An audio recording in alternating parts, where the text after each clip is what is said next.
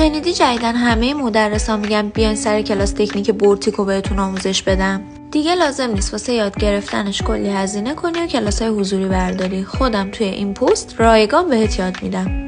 اصلاح فرم با این روش به این صورت هستش که شما با استفاده از یه بیلدر هارد قسمت‌هایی از ناخن که احتیاج به اصلاح فرم داره رو کامل کاور می‌کنید، اصلاح فرمش می‌کنید، میذارید داخل دستگاه که خشک بشه.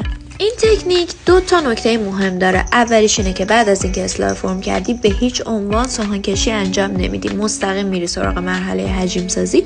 و نکته بعدی هم اینه که کارو بر نمیگردونی که اپکسش رو پیدا کنی، چون این تکنیک اپکس پنهان داره.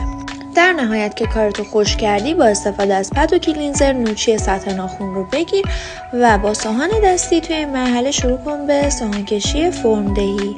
به همین راحتی و آسونی. توی پیجم کلی آموزش رایگان گذاشتم که کمکت کنه یه ناخنکار کاملا حرفه‌ای بشی.